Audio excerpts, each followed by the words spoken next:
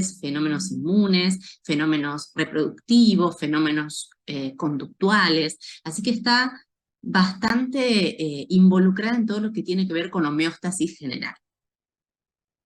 Y como les venía hablando previamente, todo esto viene también a partir de la regulación del hipotálamo, que es una estructura cerebral que representa menos del 1% de la masa cerebral, y que se encuentra o que contiene varios núcleos que acá uno los pone esquemáticamente como definidos, pero que no lo son tantos, y que son estructuras nerviosas y neuronas que reciben señales y aferencias de distintas áreas cerebrales, y eso lo integran para regular lo hormonal, el balance hidroelectrolítico, la temperatura corporal, la sensación de apetito y saciedad, el ritmo circadiano, la reproducción y otras funciones viscerales autonómicas. ¿Sí? En general, los productos que producen estos núcleos hipotalámicos son péptidos pequeños que se vierten al circuito porta. Esto es un doble sistema portal, nosotros llamamos porta cuando la arteria se divide en muchos capilares pequeñitos y vuelve a fusionarse en un siguiente vaso, y eso vuelve a abrirse porque aquí es donde se depositan los factores hipotalámicos para que lleguen a la hipófisis. ¿Sí? Dijimos que venía pendiendo debajo del cerebro. Y la hipófisis además tiene dos partes. La parte anterior es la más grande, que contiene células epiteliales y que deriva en la embriología del epitelio de la cavidad oral, y esto va a formar la hipófisis anterior. Y por otro lado tiene un sector posterior que contiene neuronas de los núcleos hipotalámicos, ¿sí? Tienen distintas funciones, ahora las vamos a ver un poquito por separado, y además hay un lóbulo intermedio, que en el humano está bastante hipotrófico, pero que en algunas otras especies tiene mucho más volumen. Muy bien. Entonces, vamos a empezar a nombrar un poco todo este tema de los factores hormonales. Entonces yo les dije que en el hipotálamo se producían péptidos, y todos estos son los péptidos que produce el hipotálamo. Va a producir un péptido que estimula a las células tirotropas de la hipófisis a producir la TSH, va a producir un péptido que estimula a las células somatotropas a producir GH, va a producir un péptido que estimula a las gonadotropas a producir FSH y LH, otro péptido que estimula a las células corticotropas a producir ACTH, y después hay péptidos reguladores, la dopamina, que en definitiva lo que va a hacer es inhibir la producción de prolactina, la somatostatina, que es otro péptido inhibitorio que inhibe al resto de las hormonas hipofisarias, pero mayoritariamente a GH, aunque al resto también, y oxitocina y vasopresina, que dijimos que se producen en el hipotálamo, que a través de los axones neuronales que viajan hasta la neurohipófisis se liberan a la circulación. Muy bien. Y por otro lado, hipotálamo dijimos. Por otro lado, la hipófisis va a producir la hormona de crecimiento, la tirotrofina, la adenocorticotrofina, la folículo estimulante y la luteinizante, la prolactina, y la neuro, eso fue la adeno, la neuro va a producir oxitocina y vasopresina. Muy bien. Y esta es toda la regulación de la que se ocupa la hipófisis. Hablamos del eje tirotropo, con estímulo de la tiroides, hablamos del eje gonadotropo, cuando hablamos del estímulo a las glándulas sexuales, hablamos del eje somatotropo, cuando hablamos de hormona de crecimiento y el factor símil insulina tipo 1, el eje F1, hablamos del eje lactotropo, como el encargado de la producción de la prolactina y toda la adaptación a la lactancia, y del eje corticotropo con la producción de ACTH y su efector a nivel adrenal con producción de cortisol. Y por otro lado, la regulación de la osmolaridad plasmática dada por la neurohipófisis, que es la que va a producir la antidiurética o vasopresina. Y todo esto puede dar patología, y cuando hablamos de patología tumoral, vamos a tener a los tumores que producen TSH, y los llamamos tirotropinomas, a los que producen gonadotrofinas, pero que en general no son clínicamente activos, por lo tanto los llamamos no funcionantes, es decir, que el adenoma hipofisario va a teñir en sus células LH y FSH, pero eso no va a tener expresión clínica en general, aunque hay algunos que son funcionantes, pero la mayoría no produce expresión clínica porque esas hormonas no son biológicamente activas. Por otro lado, vamos a tener la acromegalia, cuando el adenoma produzca GH, podremos tener gigantismo si esto es en una etapa temprana de la vida y todavía no se produjo el cierre de los cartílagos de crecimiento. Tendremos un prolactinoma si el adenoma produce prolactina. También podemos tener hiperprolactinemia por lo que llamamos efecto tallo, por la falta de llegada de la dopamina a la hipófisis y por lo tanto la ausencia de esa regulación negativa de la que hablábamos hoy.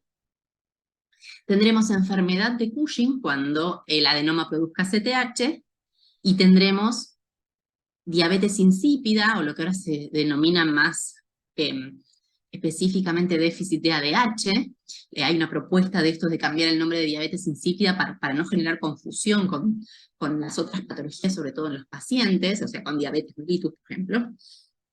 Y tendremos también el hallazgo incidental de una lesión hipofisaria, lo que llamamos incidentaloma, y la falta de función que cualquiera de estos adenomas puede dar al ocupar espacio, comprimir la glándula normal y disminuir la función de la misma. ¿Bien?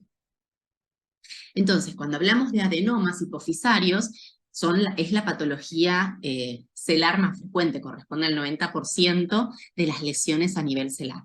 Y los adenomas son lesiones benignas, y son epiteliales porque derivan de las células de la adenohipófisis.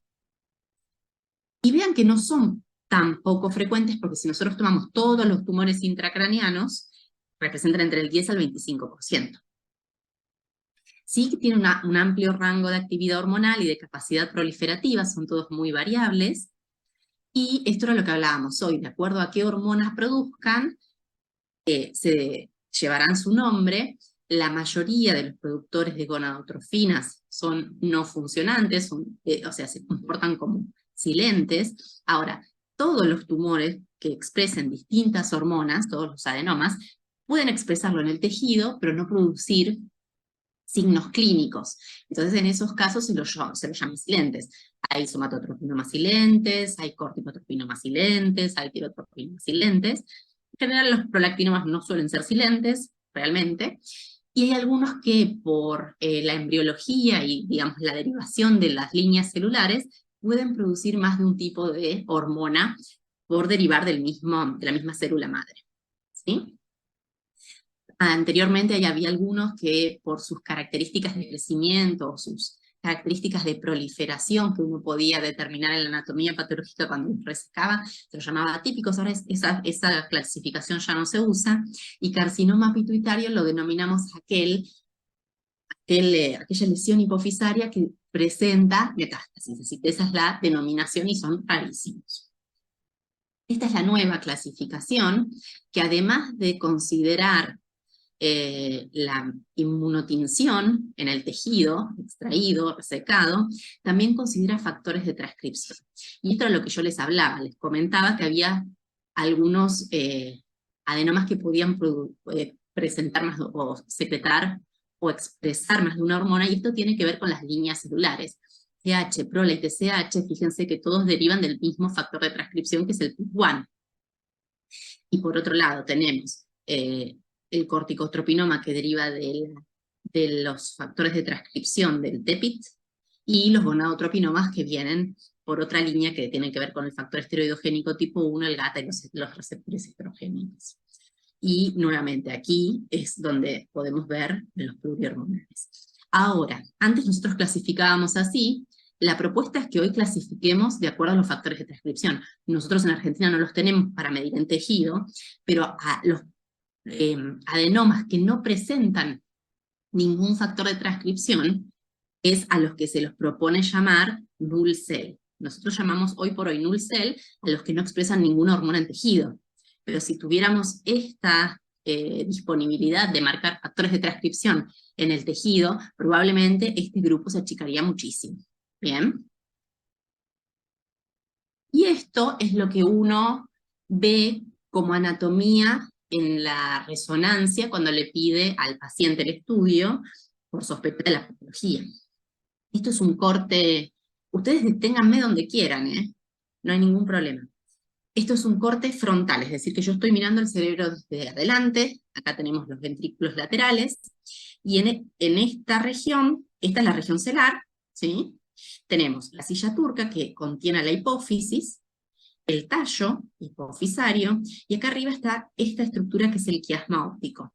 Bien, a los lados de la silla turca, paracelar, digamos, se encuentra el seno cavernoso, y nosotros acá en el seno cavernoso tenemos la carótida interna, con su segmento intrascavernoso y un segmento supra, y tenemos pares craneales.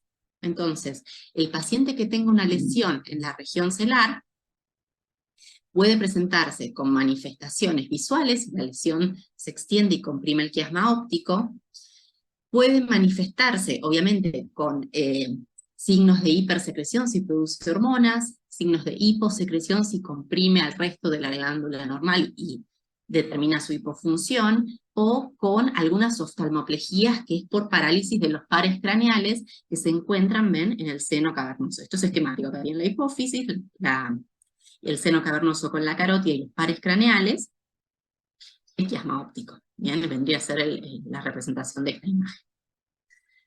Y este es la visión de la resonancia de perfil, ¿sí? Entonces ustedes acá ubican a la hipófisis, arriba del seno esfenoidal, y en esta imagen es que se ve muy claramente, sin ningún tipo de contraste ni nada, la diferencia entre la neurohipófisis, que es esto que se ve acá blanquito, que se ve así espontáneamente hiperintenso, y la adenohipófisis, ¿sí?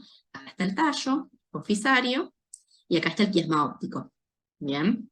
Y fíjense que detrás está, esto es protuberancia, mesencéfalos, esto es todo el tronco cerebral. Ahí estamos ubicados, y este es el problema de la ubicación de las lesiones en este sector. En general, pueden ocupar también el seno, erosionar el piso de la silla turca y ocupar el seno esfenoidal, pueden extenderse hacia arriba, pueden extenderse lateralmente y comprometer lóbulo temporal, o sea que todas esas son las características con las cuales van a poder llegar los pacientes y que a uno lo tienen que orientar a la ubicación de la lesión. Bien, y esto es como lo clasificamos según el tamaño.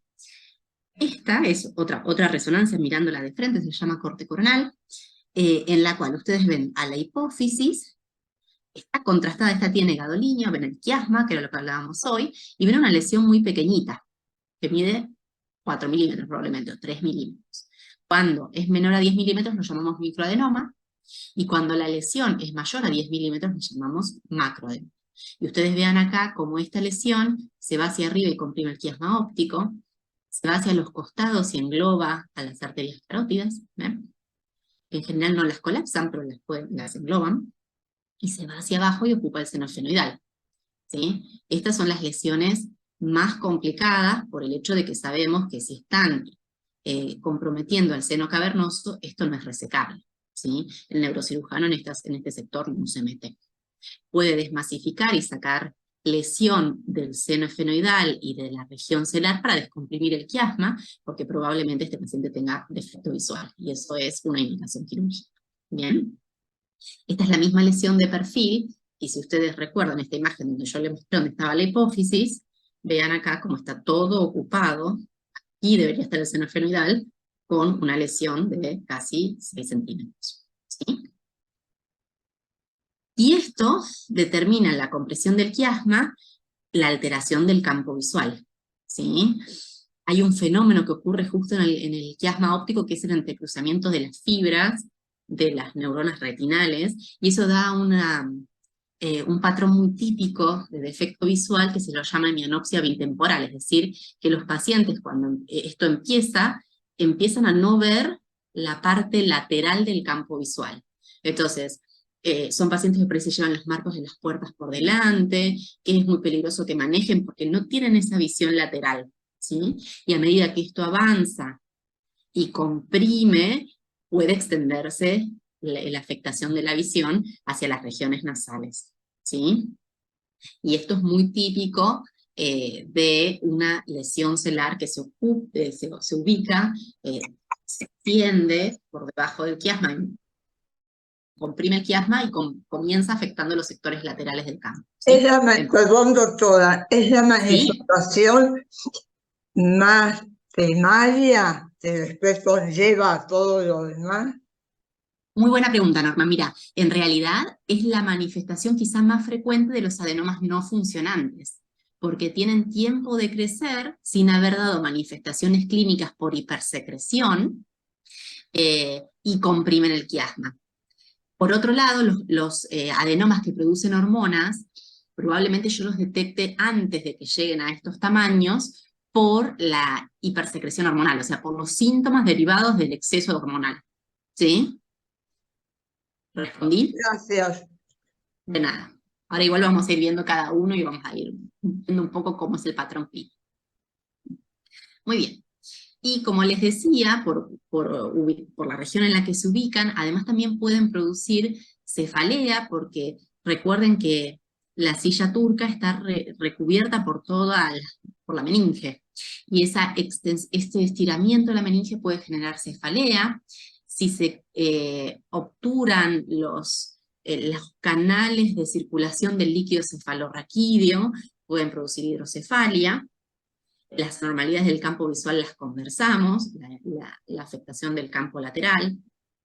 Si se extienden hacia los lóbulos cerebrales, que es lo que veníamos hablando hoy, hacia los laterales pueden producir epilepsia, pueden dar alteraciones de la motilidad ocular por el compromiso de los pares craneales que están en el seno cavernoso, y si se extienden inferiormente y ocupan el seno cavernoso y lo erosionan, o sea que esta es una lesión muy grande, pueden producir rinorraquia, es decir, salida de líquido cefalorraquídeo por la nariz. Esto es una puerta de entrada también para gérmenes y para meningitis. Esto es poco frecuente, pero puede ocurrir.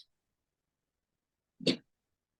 Entonces vamos a empezar hablando de lo más frecuente a lo menos frecuente.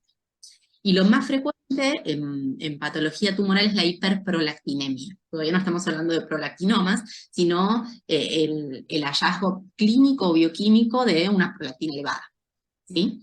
Y lo denominamos de esta manera porque en realidad las causas más frecuentes de prolactina elevada son las causas fisiológicas, que ahora vamos a ver, y las causas farmacológicas. Y en menor frecuencia vamos a encontrar las causas patológicas y otras causas. ¿Y cuáles son todas estas? Entonces, dijimos, las más frecuentes, espérenme que voy a volver a ocultar la barra, son las fisiológicas. A ver. Ahí está. Y entre las fisiológicas vamos a encontrar el embarazo, que es una causa de elevación de prolactina, la lactancia, el estrés, el sueño, la actividad sexual y el ejercicio. Y es por eso que a los pacientes a los que les pensamos medir una prolactina, es importante que les demos las pautas de preparación previas, porque si el paciente tiene relaciones sexuales la noche anterior, o realiza ejercicio intenso el día anterior, o viene corriendo al laboratorio y no llega a sentarse y calmarse un poco, todo eso va a determinar que la prolactina esté alta. Por eso es importante que nosotros, cuando los mandamos a evaluar, les demos todas estas pautas, porque pueden ocurrir elevaciones fisiológicas de la prolactina. Y nosotros interpretarlo como algo patológico si además no se lo preguntamos. Es lo primero que preguntamos cuando encontramos una prolactina alta. ¿Hiciste todas las recomendaciones que te dijeron que tenías que estar tranquilo, que no tenías que tener relaciones sexuales, que no tenías que tener ejercicio el día anterior? Y hay veces que sí, y hay veces que no. Entonces, por eso siempre es tan importante preguntarles en qué condiciones llegaron a la extracción. Después, la segunda causa en frecuencia dijimos que eran las farmacológicas. Y las farmacológicas, vean que hay una lista muy larga de medicaciones que pueden producir aumento de la prolactina. ¿Sí? Dentro de ellas, las que más elevan la prolactina son, por ejemplo, el antipsicótico, el haloperidol, y una medicación que no es tan infrecuente de usar, que es la metoclopramida. ¿Sí? Entonces, este es el famoso Reliberan, que tiene una potencia muy alta para elevar la prolactina, o sea, produce elevaciones importantes de prolactina. Por otro lado, también la risperidona, que es otro antipsicótico, es muy potente inductor de la prolactina, pero vean que también hay beta bloqueantes, o sea, algunos que se usan como antihipertensivos, antihistamínicos, los estrógenos, es decir, que si viene con anticonceptivos orales y tiene una prola alta, y tengo que reconocer este estímulo para no atribuirlo a una hiperprolactinemia patológica, ¿sí? Y la lista más larga corresponde a los neurolépticos y los antidepresivos tricíclicos y algunos recaptadores de serotonina, ¿sí?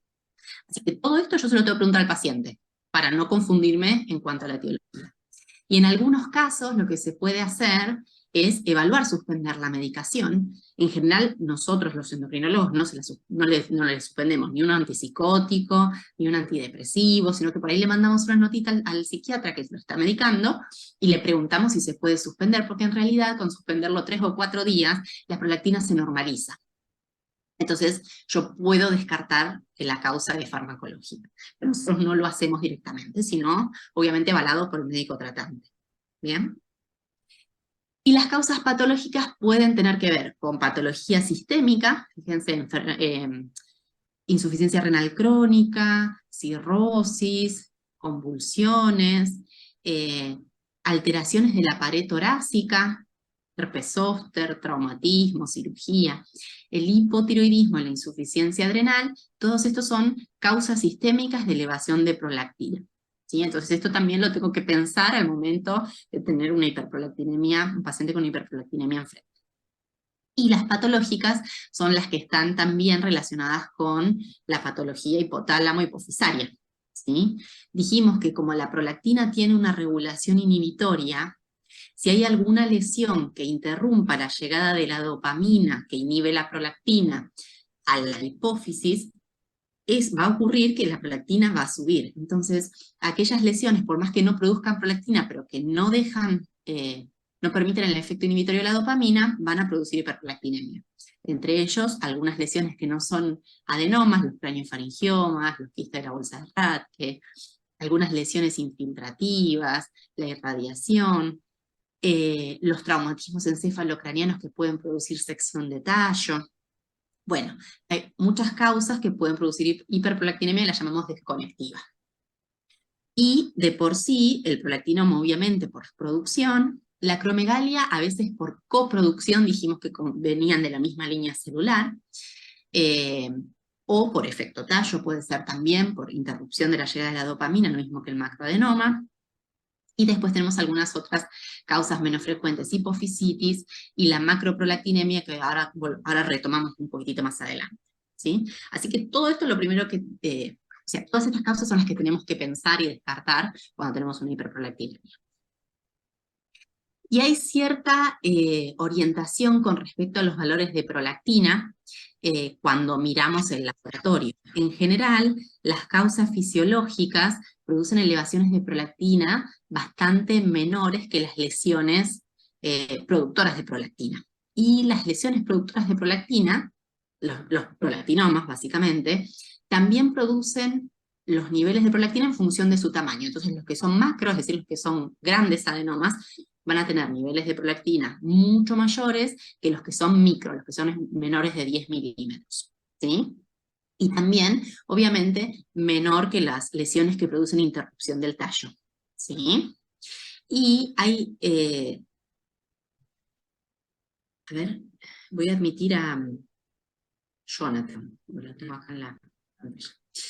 Ya está, Sole, ya lo admití. Perfecto. No te preocupes, yo me Ok, yo porque lo veía ahí todavía. Sí, Entonces, sí. en general hay un punto de corte con el cual uno tiene algo más de certeza de que sea realmente un macroprolactinoma, que son los 250 nanogramos mililitros de prolactina. Bien.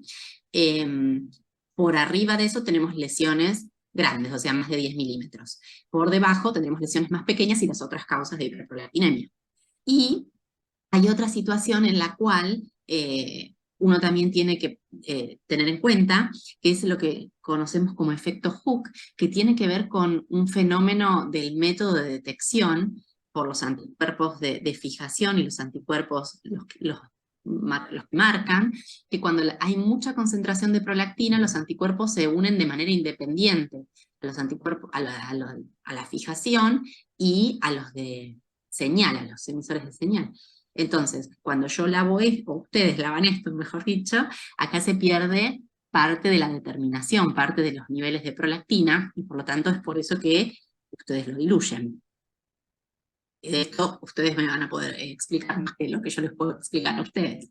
Y finalmente, la macroprolactinemia es el dosaje de la prolactina unida a anticuerpos, que se concentran en aglomerados, y lo que ocurre es que se dosan como prolactina, pero que no es biológicamente activa. Entonces yo voy a tener un paciente con una prolactina alta, pero que no tiene síntomas clínicos de hiperprolactinemia. ¿Bien? Esa es otra de las situaciones que también tenemos que tener en cuenta. Muy bien. Y ahora hablando puntualmente del prolactinoma, es decir, del adenoma productor y secretor de prolactina, es el adenoma hipofisario más frecuente, hasta en el 60% de los casos. O sea, el 60% de los adenomas son prolactinomas. Y en general ocurren en mujeres jóvenes, entre 20 y 40 años, y la mayoría son esporádicos. Hay algunas patologías genéticas que tienen, o que se asocian a tumores endocrinos múltiples, que es esto que llamamos neoplasia endocrina múltiple, entre las cuales, además de la patología hipofisaria, puede ocurrir hiperparatiroidismo, otros tumores neuroendocrinos. Así que esto viene patología endocrinológica combinada, o adenomas familiares, que se llaman, o sea que más de un integrante de la familia tiene adenoma hipofisario. Esto es raro, lo más frecuente es que las lesiones sean esporádicas, es decir, que no tengan base genética. Y la sospecha clínica va a venir en la mujer, dijimos que era el grupo etario más frecuente, que se presenta con falta del ciclo menstrual, con secreción mamaria e infertilidad. ¿Sí? Y en el hombre... Doctora, sí. la sigla NEM, ¿a qué corresponde? Neoplasia endocrina múltiple. Ah, gracias. De nada, y era lo que les mencionaba. Es una patología que tiene una mutación genética que produce varios neoplasias endocrinas. Produce los adenomas hipofisarios, produce hiperparatiroidismo por hiperplasia de las glándulas paratiroides, y produce tumores neuroendocrinos pancreáticos o en otros sectores. Esas son las tres manifestaciones más frecuentes, pero pueden ocurrir otras neoplasias endocrinas, ¿sí? O sea, asocian neoplasias endocrinas. Bien, y en el varón se va a presentar con hipogonadismo o con efecto de masa, ¿sí? Esto, el efecto de masa tiene que ver, por ejemplo, con que quizá en la mujer que falte el ciclo es algo bastante sensible, y en el hombre quizá el hipogonadismo pasa un poco más desapercibido, entonces la lesión tiende a ser más grande cuando uno la diagnostica, y es lo mismo que ocurre, por ejemplo, en mujeres posmenopáusicas, porque al no tener ese síntoma sensible de la pérdida del ciclo, la lesión tiende a ir progresando en el tiempo. ¿Bien? En el hombre se da la infertilidad, ¿no? También, claro, el hipogonadismo se asocia muchas veces a infertilidad. Necesitamos testosterona para la espermatogénesis. Y de por sí la hiperprolactinemia produce hipogonadismo por alteración de toda la señalización a nivel hipotálamo hipofisario en la regulación del eje gonadal, y es por eso que se produce toda esta manifestación clínica, produce también infertilidad en el hombre. Exactamente. Bien. Y lo vamos a diagnosticar obviamente con, además de la clínica, que va a ser nuestro primer motor, con la confirmación bioquímica de la hiperprolactinemia. Y siempre lo que nosotros tenemos que tener en cuenta es de descartar todas las otras causas que estuvimos mencionando, que además son más frecuentes que el adenoma hipofisario, ¿sí? Y que, sobre todo si son fisiológicas, ¿bien? Y además tenemos que evaluar la reserva hipofisaria, y esto tiene que ver con lo que les decía al principio. Cuando uno tiene un adenoma hipofisario y crece, a partir de los 6 milímetros, uno sabe que existe el riesgo de que ese adenoma esté comprimiendo la glándula normal y produciendo hipopituitarismo. Entonces es por eso que, además de medir prolactina, tenemos que dosar el resto de las hormonas para saber que hay suficiencia hipofisaria, y dosar IGF-1 específicamente, por lo que también les mencionaba antes, de la proveniencia en la línea celular, que la GH y prolactina y TSH, acuérdense, derivan de la misma célula madre. Entonces a veces pueden cosecretar, ¿sí? Además de la confirmación bioquímica, le haremos la resonancia para ver cómo es la lesión. Y a estas lesiones, siempre en realidad, para todos los adenomas hipofisarios, los objetivos del tratamiento tienen que, por un lado, ver con normalizar la hipersecreción hormonal si es que la tienen, evitar que crezcan, que compriman las estructuras vecinas, y estructuras vecinas uno se refiere a la glándula hipofisaria normal, pero también al resto de las estructuras que estaban por fuera, ¿se acuerdan? Seno cavernoso, quiasma óptico. Entonces yo quiero evitar que la lesión siga creciendo y dañe algo del adyacente. Y también busca tratar de preservar indemne el resto de la hipófisis, ¿sí? Todo eso uno se plantea cuando piensa en un tratamiento de adenomas hipofisarios. Y esto aplica a todos los adenomas. Por suerte, en el prolactinoma, que es el más frecuente, dijimos, la primera línea de tratamiento es tratamiento médico. Y se usan agonistas dopaminérgicos, porque dijimos que la dopamina inhibe prolactina. Entonces tenemos la cabergolina, que es una medicación que se utiliza por vía oral, que es muy efectiva, tiene un porcentaje, una capacidad, una eficacia de normalización de prolactina del 86%, y logra también disminuir mucho el tamaño, ¿sí? Hasta en el 80% de los casos, y en algunos casos incluso logra que la lesión desaparezca, incluso lesiones grandes, ¿eh? Así que tenemos una muy buena alternativa médica que nos evita la cirugía, ¿sí? Por eso la primera línea de tratamiento de los prolaktinomas es médica. Ahora, como verán, no es el 100%, aquellos que no responden se operan, ¿sí? Y se saca la lesión. Esto se ocupa el neurocirujano y en general se hace a través de la nariz, que la llamamos transesfenoidea. Fíjense que es alrededor del 15% de los pacientes los que requieren alguna línea de tratamiento adicional, los prolaktinomas, ¿bien? Y si no funciona la cirugía, una opción es la radioterapia, es decir, radiar el tumor para tratar de necrosarlo, pero lamentablemente en prolactinomas son más resistentes que otros adenomas hipofisarios, entonces uno siempre no es la opción tan directa, ¿sí? Bien, acromegalia. Dijimos que acromegalia era la hipersecreción de GH, ¿sí? Y fíjense que en el 95% de los casos corresponde a un adenoma que produce GH, un adenoma hipofisario. Pero puede ocurrir en un bajo porcentaje que haya neoplasias en otros sectores que produzcan la hormona liberadora de GH, que se produce en el hipotálamo, que haya, o sea, algo ectópico. Y que esa hormona liberadora de GH estimule la GH a producir, la hipófisis a producir GH. ¿Sí? Eso es lo que se llama acromegalia ectópica, son también muy raros. Y en general, los adenomas hipofisarios productores de GH solo producen GH, el 60% es monohormonal. Recuerden que mencionamos previamente a los cosecretores. La acromegalia, en cuanto a la epidemiología, se manifiesta casi por igual en los dos sexos. Hay quienes dicen que hay un poquitito más de frecuencia en las mujeres, pero la mayoría de las series dicen que es igual en el hombre que en la mujer, que en general la edad media del diagnóstico es la quinta década, es decir, los 40 y los 50. Y nuevamente, la mayoría son esporádicos, pero hay algunos asociados a patologías genéticas. Ya los mencionamos algunos, y hay otros que también se asocian genéticamente a la producción de acromegalia, que es el McCune-Albright y el complejo de Carney, que en general también son patologías sindrómicas, las llamamos nosotros, porque tienen más de una manifestación endocrina. No siempre neoplásicas, como dicen la neoplasia endocrina. Muy bien. Y en estos casos, la mayoría son macroadenomas, ¿sí?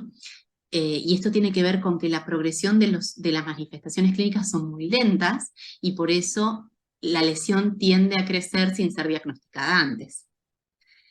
Y fíjense, en este caso, son ejemplos de pacientes acromegálicos, el exceso de GH en la vida adulta lo que hace es que se produzca crecimiento de los tejidos blandos, por eso acromegalia tiene que ver con el agrandamiento de las regiones sacras. Las regiones sacras son las regiones terminales, manos y pies. Son pacientes que tienen que dejar de usar anillos o cambiarlos de dedo, son pacientes que tienen que cambiar el talle del calzado porque les crecen los pies, son pacientes que además tienen como inflamación articular, entonces tienen muchos dolores articulares y también a la vez tienen artropatías, entonces hay ciertas deformidades de los dedos y de los pies. Y dentro de las regiones terminales también se producen cambios faciales. Es como protrusión de las arcadas superciliares, es decir, que se vuelven prominentes las cejas, hay prognatismo, que es la prominencia de la mandíbula, hay ensanchamiento del puente nasal, hay macroglosia, porque crecen las regiones blandas, o sea, por depósito de tejido conectivo se produce aumento del tamaño de la lengua, se separan los dientes, por esto del crecimiento de la mandíbula, también se produce agrandamiento del corazón, agrandamiento del colon, agrandamiento de las vísceras, del hígado, del vaso, ¿sí? Se produce visceromegalia. Y estos cambios son tan lentos que muchas veces el paciente no se da cuenta y lo va normalizando en el tiempo. Y quizá lo nota alguien que hace mucho que no lo ve, un familiar que hace mucho que no lo ve, o alguien que lo ve por la calle que quizá le presta atención a estos síntomas. Fíjense cómo en el tiempo la señora tenía unas facies normales, es decir, los rasgos normales, y con el tiempo cómo se van engrosando, el puente nasal, los labios, las cejas, las arcadas superciliares. Y esto ocurre muy lentamente. Manitos. Hay pacientes que quizá no tienen tantas manifestaciones faciales y quizá también tardan más en darse cuenta. Y la realidad es que esto es el motivo por el cual muchas veces ellos no van al médico, porque es algo que va cambiando muy de a poco, que nadie lo percibe, y que van normalizando de alguna manera los síntomas, y lleva a un retraso diagnóstico medio de hasta 5 años. Hay pacientes que han tenido retrasos diagnósticos de hasta 20 años. Y todo esto es exceso de GH crónico, que como les decía, también genera no solamente el aumento del tamaño visceral y de todas las partes blandas, sino que también genera alteraciones en el metabolismo del azúcar y por lo tanto hiperglucemias, genera alteraciones en el manejo de los volúmenes y de las tensiones de las venas, y tienen patología cardiovascular, pueden tener patología neoplásica, así que todo esto es algo que se va dando en el tiempo y que muchas veces cursa mucho tiempo sin diagnóstico. Doctora, perdone, Sí, usted sí, dijo que podría haber secreción ectópica de sí, la hormona, ¿sí? sí. Es secreción, la mayoría de los ectópicos son lesiones, neoplasias, que pueden ser pancreáticas o derivados del sistema neuroendocrino que producen la hormona liberadora de GH. Y se manifiesta Mm, en la acromegalia.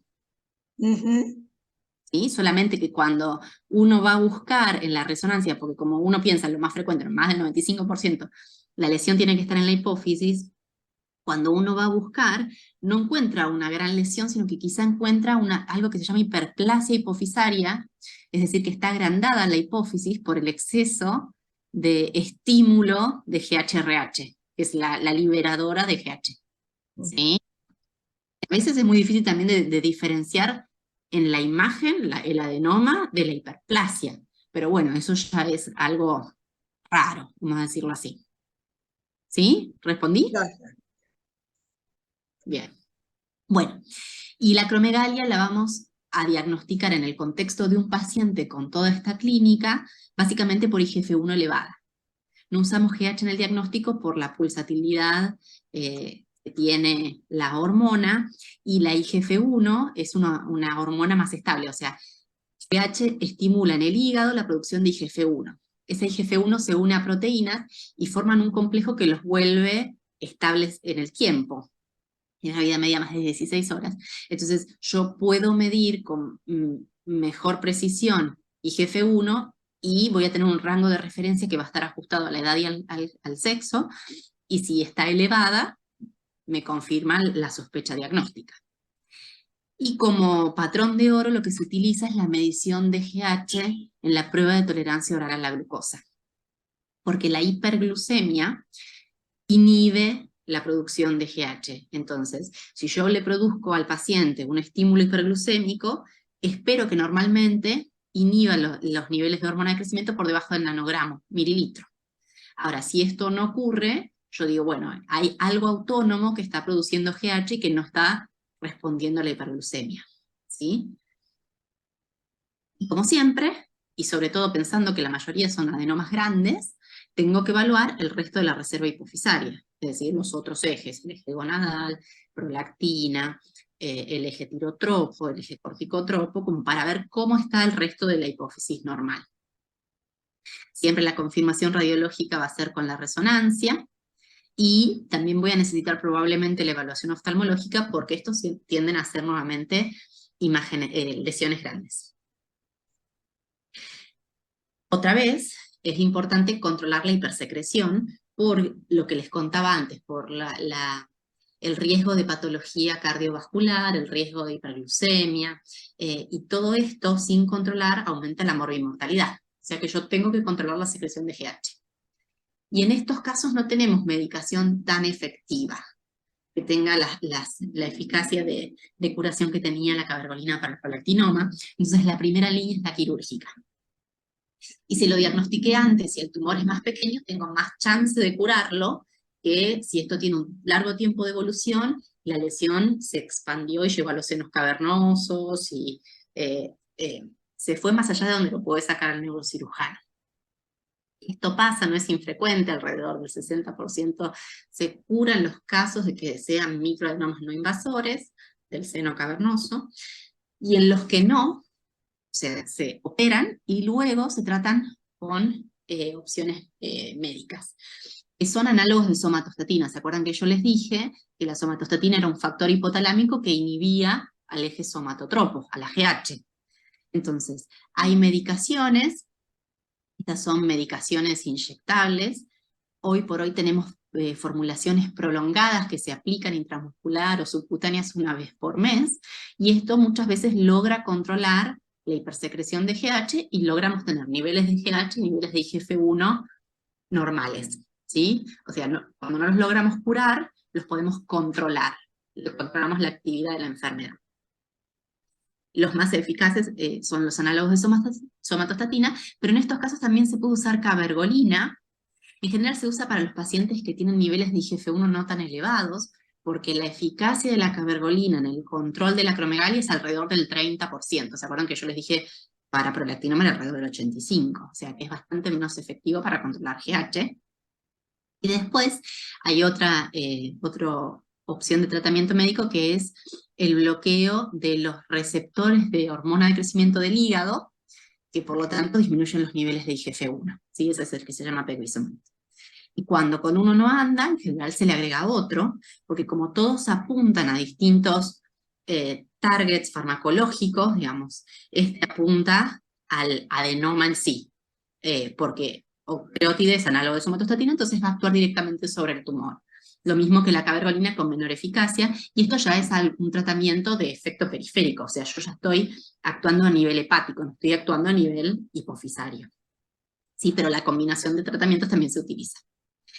Y cuando con la medicación no lo logro controlar, usamos radioterapia, y en general tienen mejor respuesta que los prolactinomas. Y muchas veces se controlan con eso, tanto en tamaño como en secreción.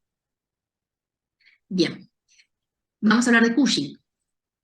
Recordemos que el síndrome de Cushing es la presencia de exceso de cortisol, y enfermedad de Cushing lo llamamos a la presencia de un adenoma hipofisario que produce ACTH y que induce a las adrenales a producir exceso de cortisol. Ahora lo vamos a volver a mencionar. En general, la causa más frecuente de síndrome de Cushing, es decir, exceso de cortisol, es el uso de corticoides externos. Por cualquier patología, vieron que se usan para muchas patologías inflamatorias, entonces es la causa más frecuente de síndrome de Cushing. Y yo cuando veo a un paciente con aspecto de Cushing, lo primero que tengo que preguntarle es si toma o no corticoides, por alguna otra causa.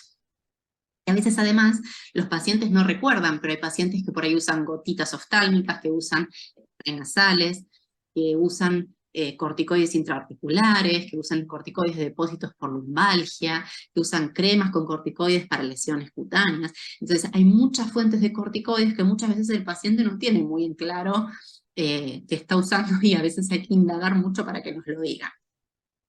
Ahora, cuando hablamos de adenomas hipofisarios productores de ACTH, al contrario de lo que hablábamos con acromegalia, la mayoría son chiquititos, son microadenomas. Hasta el 25% son tumores mayores a 1 centímetro. Y nuevamente hay un predominio en las mujeres jóvenes, y también en general tiene una progresión lenta, ¿sí? Entonces también hay cierta demora en el diagnóstico.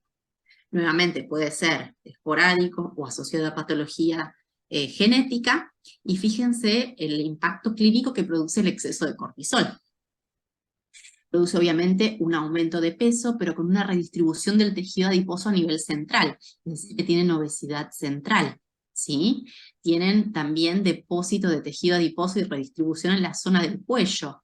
Es lo que llamamos fasias de luna llena, porque se les redondea la cara, y es como que también el tejido adiposo se deposita en la región del cuello y se le ocupa la región de las almohadillas supraclaviculares. Y además, el exceso de cortisol produce proteólisis muscular, y eso produce que tanto los bracitos, digamos, los músculos apendiculares proximales, se afinen mucho y pierden mucha fuerza. Son pacientes que por ahí no se pueden levantar de la cama, que no pueden subir una escalera, que no pueden subir al colectivo, y que lo notan realmente clínicamente. La proteólisis también hace que el tejido conectivo subcutáneo se afine, y eso da la formación de estrías, que ustedes acá pueden ver que son estrías anchas, oscuras, rojovinosas, en general son más de 1 centímetro, que ocurren en la zona abdominal, pero que también ocurren en la raíz de los miembros, tanto a nivel de miembros inferiores como de miembros superiores en la región de las axilas. Acá estaba lo que les decía, se forma la jiba por depósito de tejido adiposo, se ocupan las regiones supraclaviculares, se les pone la cara redondita y coloradita, aparecen hematomas por fragilidad vascular también, que surgen sin demasiada causa, es decir, sin golpes claros. Bueno, y así es como se ve un paciente con Cushing, y es muy típico. Ahora, yo a este paciente le tengo que preguntar, ¿estuviste tomando corticoides? Y en cualquiera de sus formas, porque es lo más frecuente, ¿sí? Y además también, por el exceso de hipercortisolismo, se produce hipertensión, se produce hiperglucemia, y se produce por la misma proteólisis el debilitamiento del hueso, y por lo tanto se produce osteoporosis. Y muchas veces son formas severas, tanto de hipertensión como de diabetes, como de osteoporosis, en pacientes que uno no espera que se fracture, pacientes jóvenes que se fracturan las vértebras, o fracturas mayores, como nosotros llamamos. Entonces, eso también nos tiene que hacer pensar en que quizá haya una causa secundaria para estas situaciones. Y tenemos que pensar en el exceso de cortisol. Por eso es importante sospechar. Muy bien. Lo primero que mencionamos hoy, dijimos síndrome de Cushing. Y dijimos que el síndrome de Cushing tiene que ver con el exceso de cortisol. Y es así como vamos a entrar al diagnóstico para después decir esto es una enfermedad. Primero vamos a decir tiene un exceso de cortisol, que es un síndrome de Cushing. Y esto se determina por la presencia de alteraciones en la fisiología, ¿sí? Porque ustedes recuerden que el cortisol tiene un ritmo circadiano de secreción, que los niveles son más altos a la mañana y que después durante la tarde-noche se vuelven casi indetectables. Entonces la ausencia de ritmo va a ser algo patológico, la producción excesiva del cortisol en todo el día va a ser algo patológico, y la autonomía funcional, que implica que yo le doy corticoide y no le inhibo el corticoide exógeno, y no le inhibo el eje, ¿sí? No le inhibo la producción endógena de cortisol. Con 2 de 3 de estas características que ustedes conocen, voy a hacer el diagnóstico de síndrome de Cushing inicialmente. La producción la voy a medir por la recolección de orina de 24 horas, la medición del cortisol libre urinario en esa orina. La autonomía la voy a medir con el test de Nugent, es decir, le voy a dar 1 miligramo de dexametasona a la noche al paciente, y voy a medir el cortisol endógeno al otro día a la mañana. Yo a cualquier persona que le dé corticoides, lo que voy a lograr es que el cortisol a la mañana siguiente sea bajito. Está el punto de corte de menor a 1.8.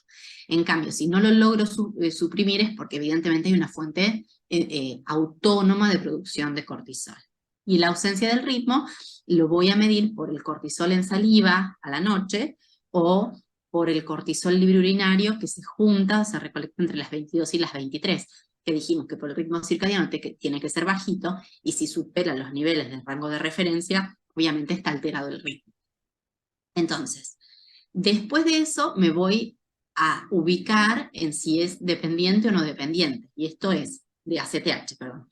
Y esto tiene que ver con que la patología esté a nivel hipofisario o ectópico nuevamente. Hay lesiones no adenomatosas hipofisarias que producen ACTH, que en general también son derivados de células neuroendocrinas, y que se llama síndrome de Cushing ectópico, o puede ser la misma adrenal que sea autónoma y produzca directamente cortisol.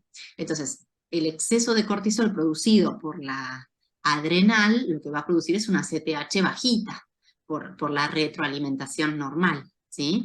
Entonces, en ese caso, en las patologías adrenales productoras de cortisol directo, vamos a decir que es ACTH independiente. Obviamente, eso se mide ACTH después de confirmar de que realmente hay un hipercortisolismo. Espérenme que voy a ir a prender la luz porque está todo bastante oscuro.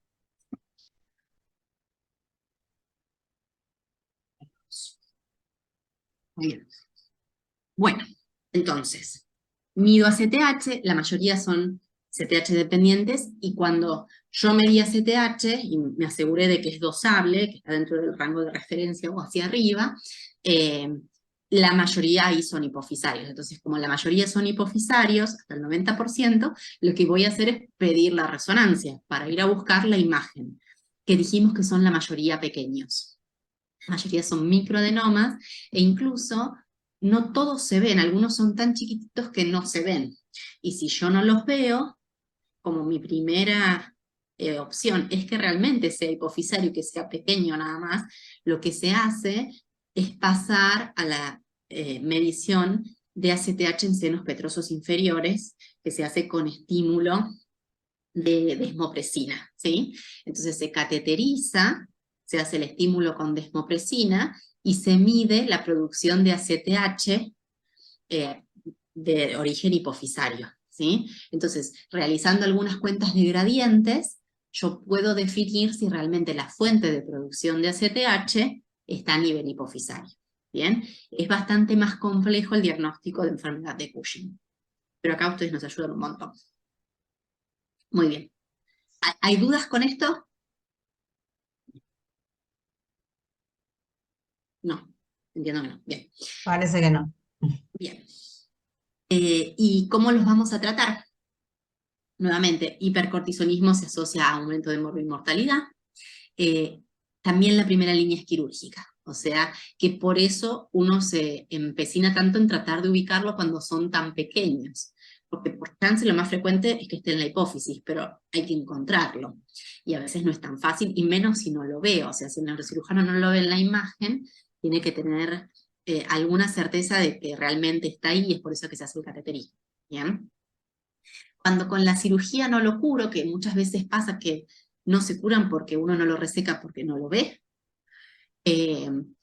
se plantea la recirugía en algunos casos, porque siempre uno trata de curarlos a estos pacientes, sobre todo porque son lesiones pequeñas. Se pueden irradiar, y fíjense que en estos casos el control es bastante más alentador, es entre el 50 y el 83% de los casos. A los 5 años se puede usar tratamiento médico. Y cuando hablamos de tratamiento médico, tenemos distintos targets, ¿sí? Podemos usar el ketoconazol o el etomidato, que lo que hacen es inhibir la producción de cortisol a nivel adrenal, o sea que una vez más no estoy actuando a nivel hipofisario, pero por lo menos estoy pudiendo bajar el cortisol, que es lo que enferma al paciente, ¿sí? En algunos casos se puede usar cabergolina, porque también se ha visto que hay respuesta a cabergolina, y el efecto de la cabergolina sí es hipofisario. Entonces logro el tratamiento etiológico, y hay uno de los análogos de somatostatina, se llama pasirriotide, que también es efectivo en Cushing. Esto de los distintos análogos de somatostatina tiene que ver con la afinidad que tienen por los distintos receptores de somatostatina y la expresión diferencial de los receptores de somatostatina en los distintos adenomas, ¿sí? En estos casos no podemos usar octreotide ni lanreotide porque la afinidad por los receptores de somatostatina son diferentes, y en enfermedad de Cushing los receptores a los que se pega el esteroide y el lanreotide están como introducidos en las células, se llaman down regulados, entonces no son efectivos, pero sí el pasirreotide. Bien, y cuando con todas estas estrategias no logramos controlar, y lo que queremos controlar es el cortisol, la tercera línea es la adrenalectomía bilateral. Es decir, le sacamos las dos adrenales al paciente para que no tenga chance de producir cortisol. Pero no tiene chance de producir tampoco aldosterona ni andrógenos, entonces los dejamos insuficientes adrenales. Es decir, cambiamos una enfermedad por otra, pero realmente el hipercortisolismo no controlado es muy dañino para el paciente. Entonces preferimos sacarle la fuente o el efector y reemplazarlos que dejarlos con el hipercortisolismo por la morfina. Bien. Y sobre todo cuando necesitamos un control rápido del hipercortisolismo. Bien. Llegamos a los no funcionantes. Y los no funcionantes dijimos que no producen hormona biológicamente activa, y por lo tanto no voy a tener los síntomas y signos de hipersecreción, sino que se van a manifestar por síntomas neurológicos, nos referimos a los efectos campimétricos, al compromiso del quiasma óptico, u oftalmoplegia, ¿sí? Por los pares craneales. Se van a manifestar por compromiso del resto de la glándula e hipopituitarismo, déficit hormonal, o de manera incidental, porque el paciente tuvo un accidente y le hicieron una resonancia o una tomografía y encontraron una lesión, porque tuvo cefalea, le hicieron una resonancia y le encontraron la lesión, o sea, todos esos son los incidentalomas que veníamos mencionando hoy. Y en estos adenomas que no los encontramos porque no tenían síntomas, tenemos que evaluar si tienen alguna secreción que sea muy sutil y que por lo tanto no se haya expresado clínicamente, secreción hormonal, ¿no? Y que el resto de la glándula funcione bien. Nuevamente la resonancia va a ser la que nos dé la clasificación según tamaño, y tendremos que hacer la evaluación oftalmológica. Estos pacientes también son pacientes quirúrgicos que se operan. La indicación quirúrgica viene por la alteración del campo visual o por el contacto con el quiasma óptico, ¿sí? Se pueden también irradiar porque controla muy bien el tamaño. Obviamente que en general es una segunda línea, uno trata primero de reducir el tamaño de la lesión con cirugía, y después, si es necesario, porque ve que en la evolución, en el control con las resonancias viene creciendo, puede usar la radioterapia, porque hasta el 90% de los pacientes logran control del tamaño. Es decir, que no vuelve a extenderse y afectar la visión, que es en general la manifestación más frecuente. Y con menos evidencia se puede usar también tratamiento con cabergolina, pero es bastante menos eficaz que para el resto de las lesiones adenomatosas. El incidentaloma ya lo mencionamos, que es el hallazgo casual de la lesión, cuando no existían síntomas vinculables a patología hipofisaria, y vean que tampoco son despreciables. Hasta 1 de cada 10 personas en autopsias tienen un incidentaloma hipofisario. Y la mayoría van a ser no funcionantes, pero también tenemos que pensar que pueden no ser lesiones adenomatosas, o sea, no ser adenomas, que es lo que mencionábamos hoy, las otras patologías de la región celar, craniofaringiomas, quistes de la bolsa de Rathke, gliomas a veces, o algunas otras lesiones que ahora por ahí vamos a mencionar brevemente. Hay que preguntarle al paciente y revisar al paciente buscando algún signo de hipersecreción sutil. Dijimos que teníamos que evaluar si secretaba alguna de las hormonas, y dentro de las que vamos a buscar, quizás son las que más frecuentemente se producen exceso de prolactina e IGF-1, y si hay signos clínicos también se evalúa el hipercortisolismo, ¿sí? Por los distintos métodos, como mencionábamos hoy, para el de Cushing. Por otro lado, dijimos que es importante también descartar que el resto de la hipófisis siga funcionando normal, sobre todo cuando las lesiones son mayores a 6 milímetros, ¿sí? Y le vamos a hacer el campo visual computarizado si realmente tenemos evidencia de alteración o de contacto quiasmático, con la resonancia que fue lo primero que nos generó el diagnóstico en realidad. La cirugía, dijimos que las indicaciones tienen que ver con los signos visuales, o con la oftalmoplegia, cuando hay apoplejía con alteración visual. La apoplejía es el sangrado brusco, el infarto de la lesión, que produce un aumento brusco de la lesión y produce alteración visual, ¿sí? Eso es lo que llamamos apoplejía, y en esos casos también son quirúrgicos, y obviamente que tengan alguna producción hormonal, es decir, que lleguemos medio de manera incidental al diagnóstico, por ejemplo, de una acromegalia, ¿sí? Obviamente el prolactinoma no, porque dijimos que la primera línea es el tratamiento médico con cabergolina. Y hay algunas otras situaciones en las que también se sugiere que la cirugía podría ayudar, que es que, bueno, obviamente, si viene creciendo, uno hace controles seriados, ¿no? De controles evolutivos de la lesión. Si ve que viene creciendo y que se está acercando el quiasma, y no voy a esperar que comprime el quiasma y tenga síntomas o signos campimétricos y lo voy a operar antes. Hay quienes también informan que el hipopituitarismo se puede recuperar posterior a la cirugía, y esto está descrito hasta en el 30%, pero no es la indicación más fuerte, o sea que muchas veces pasa que igual, aunque uno lo opere, sigue con el déficit hormonal. Que sea una lesión cercana al quiasma en una mujer que se va a embarazar, porque sabemos que en el embarazo ocurre normalmente la hiperplasia hipofisaria, entonces eso puede acercar más a la lesión al quiasma, y después en el embarazo obviamente es más complicado manejar este tipo de patología, o que tenga síntomas incapacitantes que le trastornen su cotidianeidad. Pero esas son sugerencias. Y por último vamos a mencionar muy brevemente algunas de las lesiones que también son de la región celar. Algunas ya las nombramos: craniofaringiomas, meningiomas, gliomas. Puede haber metástasis, es decir, ser sitio de secundarismo, germinomas, linfomas. Todo esto puede estar a nivel hipotálamo o hipofisario, ¿sí? Después los quistes de la bolsa de Rathke, aneurismas de la carótida, que obviamente se incluyen en la silla turca. Las lesiones inflamatorias también les mencionamos: la hipofisitis, la histiocytosis X, tuberculosis, sarcoidosis, o sea, micosis también pueden producir lesiones infiltrativas. Y también mencionamos la apoplejía, que era el infarto, y la hiperplasia, que ocurre normalmente en el embarazo, que ocurre en la pubertad, que ocurre, digamos, en momentos fisiológicos.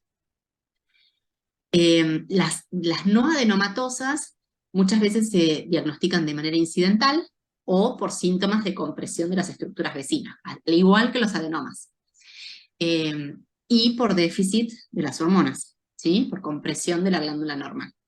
También pueden producir hiperprolactinemia por la disrupción del tallo, o diabetes insípida. Y en general, nosotros tenemos como una máxima, que es que si un paciente debuta con diabetes insípida y tiene una lesión celar, muy probablemente no sea un adenoma, que sea una lesión no adenomatosa. O sea que yo tengo que pensar en todas esas columnas que les puse, ¿sí?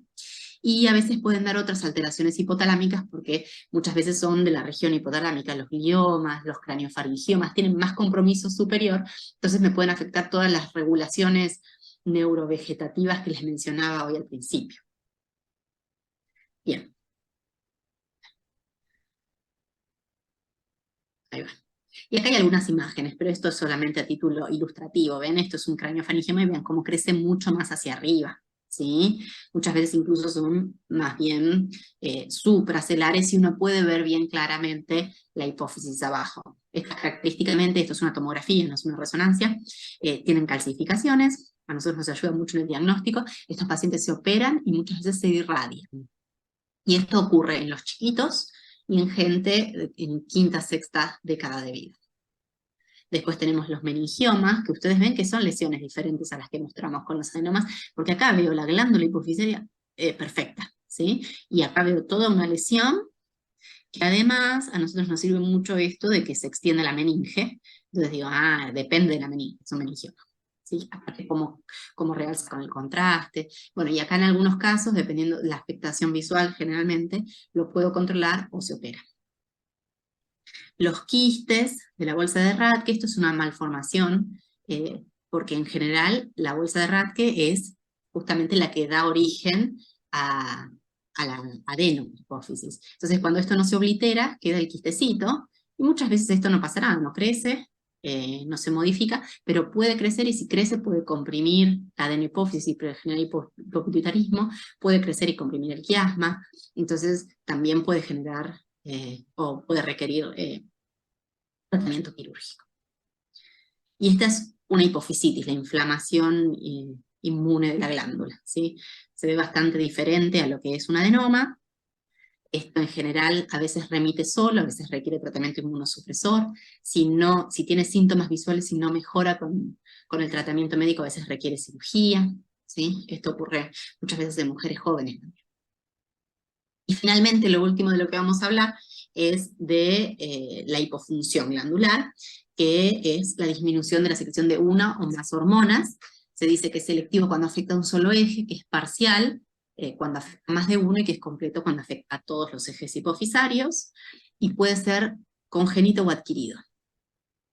El congénito obviamente tiene que ver con probablemente defectos genéticos en el desarrollo. No todos se pueden tipificar, obviamente, y los más frecuentes son los adquiridos, y son en general adquiridos por las lesiones hipofisarias o por el tratamiento de las lesiones, ¿sí? También puede ser postraumático, y mencionamos el traumatismo encefalocraniano que puede producir sección de tallo, o por patología inflamatoria infecciosa, que es la que veníamos mencionando como no adenomatosa. Y muchas veces pasa que los pacientes hipopituitarios tienen síntomas también bastante sutiles, con manifestaciones inespecíficas, y también están tiempo prolongado sin diagnóstico. Entonces por eso es importante siempre tratar de recabar todo lo que podamos de la historia clínica para para tener la sospecha y para buscar el diagnóstico. Entonces veremos si tiene patología pituitaria prevalente, subyacente, cómo fue la evolución, tendremos que evaluar cuántos ejes tiene afectado y la severidad de la afectación. Porque el hipopituitarismo también aumenta la mortalidad si no es tratado. Entonces para eso nos vamos a basar en mediciones hormonales basales, en algunos casos necesitaremos test dinámicos, y obviamente también en la tipificación imagenológica. En cuanto a las mediciones hormonales basales para determinar la suficiencia de los distintos ejes, en general para el eje corticotropo me va a servir el cortisol sérico, que es el que me va a determinar si hay o no insuficiencia adrenal. Y después la medición de ACTH me va a orientar a dónde está el problema. Así está en la hipófisis, por lo tanto la ACTH va a estar normal baja o inadecuada para un cortisol bajo, y si el problema está en la adrenal, la ACTH va a estar muy alta por la falta de retroalimentación. ¿Sí? Así que eso me va a dar una aproximación a la etiología. Para evaluar eje tirotropo voy a medir TSH y T4 libre. Es importante medir el par, porque en general cuando hay defectos hipofisarios, muchas veces la TSH está normal, pero la T4 libre o la T4 están bajas. Entonces, una vez más, es una hormona, una trofina, una TSH, inadecuada para los niveles hormonales periféricos. Ustedes recuerden que todo va por retroalimentación. Entonces, cuando baja la hormona periférica, lo natural es que la trofina hipofisaria suba tratando de estimular la producción hormonal, y cuando eso no ocurre es que hablamos de niveles inadecuados, y por lo tanto la etiología central de la hipofunción. Para evaluar el eje gonadal en el hombre vamos a medir testosterona, y nuevamente las gonadotrofinas me van a decir si es primario o secundario. Si el paciente tuvo una orquitis y una inflamación testicular, va a tener una testosterona baja con LH y FSH altas, y en cambio si el problema es central, la testosterona va a estar baja, y eso es lo que me va a dar el sello del hipogonadismo, pero las gonadotrofinas van a estar bajas. En la mujer, nuevamente las gonadotrofinas y el estradiol básicamente. Vamos a medir también prolactina, vamos a medir IGF-1 para la evaluación del eje somatotropo, que siempre lo vamos a adecuar a la edad y al sexo. Y para la evaluación de la hipófisis posterior de hormona antidiurética, vamos a medir el sodio, la densidad urinaria, el sodio urinario y las osmolaridades. Y obviamente vamos a tener muy en cuenta cómo está orinando el paciente y cuánto está tomando, ¿sí? por las polidipsias que se asocian al déficit de ADH. Y en algunos casos vamos a necesitar algunos test dinámicos para definir el diagnóstico de hipofunción selectiva, digamos. En general esto ocurre con el eje somatotropo, cuando los chicos vienen con curvas de fondo estaturales por debajo de los percentilos adecuados. Uno, cuando hay un solo déficit, tiene que confirmar que realmente haya un déficit de GH. Entonces, en los chicos se usa GHRH arginina. Hoy por hoy GRH, en realidad nunca hubo en Argentina GHRH, que esta es la hormona liberadora de GH. Entonces en Argentina en general se usa arginina clonidina, ¿sí? Que son dos estimulantes de la secreción de GH. Y entonces uno mide la respuesta de GH. Si dijimos que son estímulos, en general se mide y uno debería tener niveles de GH por arriba de 4 y en algunos casos 9 microgramos litro. Otro test que se utiliza, o que digamos, el gol estándar, tanto para GH como para cortisol, es la hipoglucemia insulínica. Es decir, que yo le doy al paciente insulina, le produzco una hipoglucemia, y eso naturalmente debería acompañarse de un pico de GH y de un pico de cortisol como hormonas contrarreguladoras. Esto no se hace, en general. Primero porque es un test un tanto incómodo para el paciente y para el médico. Pero es el gol estándar, ¿sí? Y hay puntos de corte para GH de mayor a 3 y para cortisol mayor a 20. Es decir, que si el paciente tiene una hipoglucemia que mayor la tengo que constatar, menos de 40, y tiene un pico de GH mayor a 3 y un pico de cortisol mayor a 20, yo digo, tiene suficiencia somatotropa, tiene suficiencia corticotropa. Es decir, no tiene déficit de GH, no tiene déficit de cortisol. Pero no se hace. Entonces, en los niños, GH se evalúa arginina, clonidina, arginina. En los adultos, GH se evalúa con glucagón, hoy por hoy. Que se aplica el glucagón intramuscular y se hacen distintas determinaciones cada media hora, entre 3 a 5 horas, de los niveles de GH. Los puntos de corte son variables, hay quienes dicen 1 porque pasa que en la obesidad los picos son menores, pero hay quienes dicen 3. En general el pico se produce entre la hora y hora y media, perdón, entre las 2 horas y las 2 horas y media. Y para medir suficiencia adrenal, en algunos casos cuando el cortisol está en lo que llamamos zona gris, es decir, entre 6 y 12, se usaba un análogo de ACTH, que se llamaba Synactem. Hoy no lo tenemos. Hay algunos análogos que son sintéticos, pero son de origen porcino, que no se usan tanto porque le tenemos miedo a la anafilaxia. Entonces, en definitiva, lo que uno hace es, con un estímulo de ACTH suprafisiológica, esperar que el cortisol suba por arriba de 18 microgramos de cilitro, ¿sí? Estas son todas las evaluaciones dinámicas de los distintos ejes hipofisarios. Y cuando hay sospecha de déficit de hormona antidiurética, se utilizaba la restricción hídrica, pero también es bastante compleja por los distintos tipos de diabetes insípida, porque hay diabetes insípida central, diabetes insípida nefrogénica, hay algunas que son parciales, entonces muchas veces se solapan las respuestas y las interpretaciones no son tan categóricas, entonces se están buscando otros tests u otras determinaciones para tratar de definir esto de la diabetes insípida, como es por ejemplo la medición de copeptina, que es una parte de la molécula del ADH antes, digamos, mientras se sintetiza, entonces la medición de eso, todo esto en Argentina tampoco lo tenemos, pero bueno, hay otras maneras de evaluar también déficit de ADH. Muy bien, y el hipopituitarismo lo vamos a tratar con reemplazo hormonal.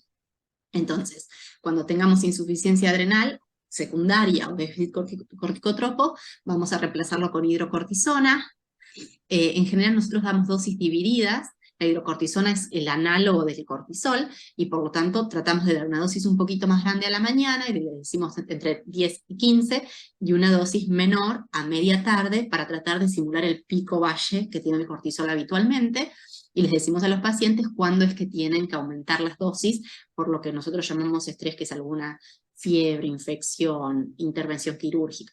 En las situaciones en las cuales normalmente el cuerpo produce más cortisol, pero si nosotros tenemos un déficit, el cuerpo no lo va a producir, entonces vamos a necesitar mayor reemplazo. Y los tenemos que educar mucho a los pacientes en ese sentido. Cuando tengo déficit tirotropo voy a usar la levotiroxina, ¿sí?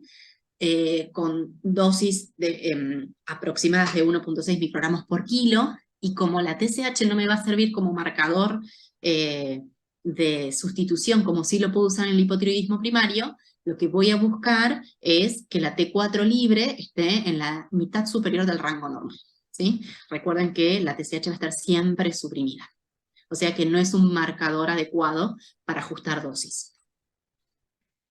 El déficit gonadotropo lo vamos a tratar con reemplazo hormonal, testosterona en los hombres y terapia de reemplazo hormonal en las mujeres o anticonceptivos, siempre obviamente evaluando los efectos que puede tener el hipogonadismo para tratar también de utilizarlos como marcador de reemplazo.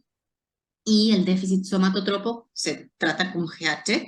En adultos las dosis son bastante más estandarizadas que en los niños, que se ponen por kilo.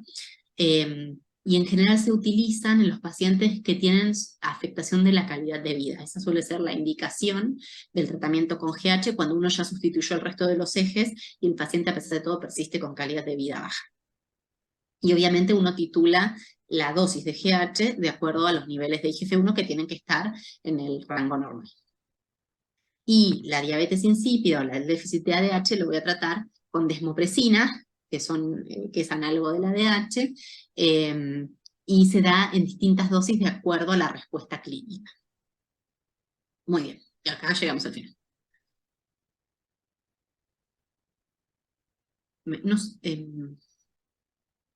A ver.